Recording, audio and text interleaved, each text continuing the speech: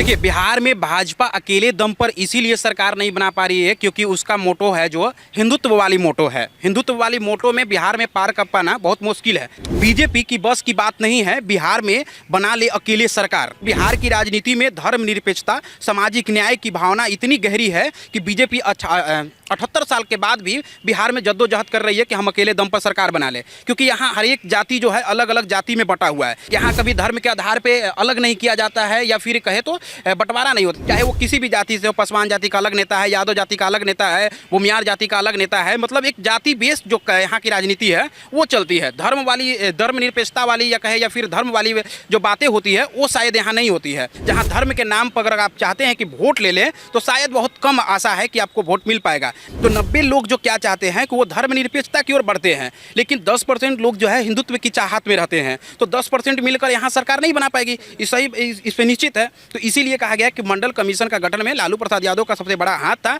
और कमंडल में जो थे बीजेपी के लोग थे, बीजेपी के कार्यकर्ता थे, बीजेपी के सहयोगी होंगे, तो तमाम लोग थे। तो इस क्षेत्र से अगर आप देखेंगे तो वो संभव नहीं है। बिहार में भाजपा अकेले दम पर सरकार क्यों नहीं बना पा रही है, इस पे आप क्या कहना चाहेंगे? देखिए, बिहार में भाजपा अकेले दम पर इसीलिए सरकार नहीं बना पा रही है क्योंकि उसका मोटो है जो हिंदुत्व वाली मोटो है। हिंदुत्व वाली मोटो में बिहार में पार कर पाना बहुत मुश्किल है। देखिए, मेरे पास एक आर्टिकल है स्टेट मिरर का।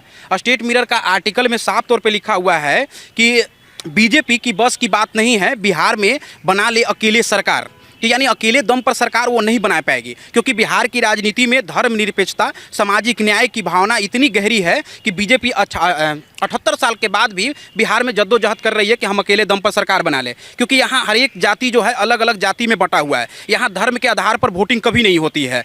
यहाँ कभी धर्म के आधार पे अलग नहीं किया जाता है या फिर कहे तो बंटवारा नहीं होता। यहाँ जाति के अनुसार एक नेता होते हैं, चाहे वो किसी भी जाति से हो। पासवान जाति का अलग नेता है, यादव जाति का अलग नेता है, भूमियार जाति का अलग नेता है। मतलब एक जाति बेस्ड जो यहाँ की राजनीति है वो चलती है। धर्म वाली, धर्मनिरपेक्षता वाली या कहे या फिर धर्म वाली जो बातें होती है वो शायद यहाँ नहीं होती है। यहाँ बात ये भी होता है कि अलग राज्य के तौर पे देखा जाता है इसको, कि बिहार एक अलग राज्य है जहाँ धर्म के नाम पर अगर आप चाहते हैं कि वोट ले लें तो शायद बहुत कम आशा है कि आपको वोट मिल पाएगा, लेकिन उतना ज़्यादा नहीं मिल पाएगा कि आप उससे सरकार भी बना लें।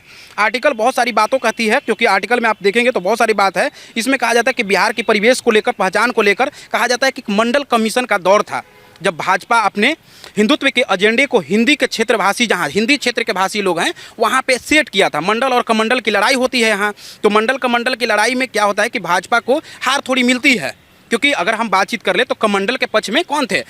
कमंडल के पक्ष में बीजेपी के लोग थे। और मंडल के पक्ष में कौन थे भाई? तो लालू प्रसाद यादव का देन माना जाता है। तो मंडल की बात कर ले तो मंडल में लालू प्रसाद यादव हैं। तो यादव के पक्ष में कहा जाता है कि 90%, जो एक शोषित वाला डायलॉग चलता है ना, 100 में से 90 शोषित हैं, 90 भाग हमारा है, इस तरह का डायलॉग है जो कि जगदेव बाबू का डायलॉग था। उसी तरीके का परिवेश जो है ना यहाँ दिखता है।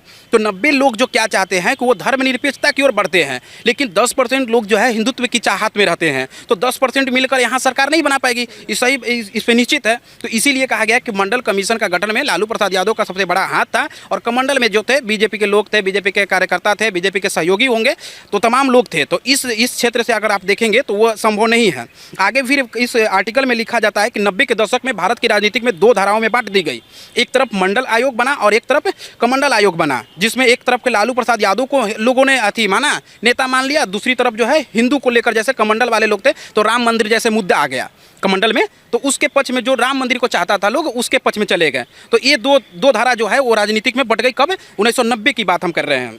उसके बाद कहा जाता है कि बिहार में, पूरे देश में अगर बात करें तो क्रेडिट जो है कमंडल का वो लालू प्रसाद यादव को जाता है, ओबीसी नेतृत्व को जाता है, जिन्होंने कहा जाता है कि एक भूरा बाल साफ करो जैसे नारे कहा जाता है। लेकिन लालू प्रसाद यादव ने लगाया या नहीं लगाया इसका कोई प्रूफ नहीं है, लेकिन कहा जाता है कि लालू प्रसाद यादव ने ही नारा दिया था कि भूरा बाल साफ करो जैसे नारा। जैसे ब्राह्मण, बुनिया, माफ़ कीजिएगा, ब्राह्मण, बनिया, राजपूत और कासियत के बारे में कहा जाता था कि भूरा बाल साफ करो। 90 के दशक में चुनौती भी थी बहुत सारा, और बिहार में वो दृश्य था जबकि जगन्नाथ मिश्रा के हटने के बाद लालू प्रसाद यादव की राज आई थी, तो थोड़ा एक सामाजिक भावना की दृश्य चल रही थी कि हमें न्याय चाहिए, हमें आर्थिक नहीं कह सकते, सामाजिक न्याय चाहिए, जो कि प्रताड़ित रहते थे लोग, तो उस भावना से चल रहा था। तो इसमें क्या था कि अब हम आपको बता देते हैं कि बिहार में वोट जो है यादव, कुर्मी, कोयरी, कुशवाहा, ब्राह्मण, कासियत, भूमियार, पसवान, मुसहर, मल्लाह जैसे समुदाय जो है राजनीतिक शक्ति का केंद्र है। लेकिन ये लोग नहीं चाहते कि हिंदुत्व पे लड़ाई हो और हिंदुत्व पे लड़ाई होकर बीजेपी जीत हासिल कर ले। तो इस तरीके से अगर कहे तो पूरी की पूरी कहानी जो है वो जातिवाद का है। बिहार में हिंदुत्व की सरकार में लाना बड़ा मुश्किल है और बीजेपी को इसके लिए जद्दोजहद करना होगा।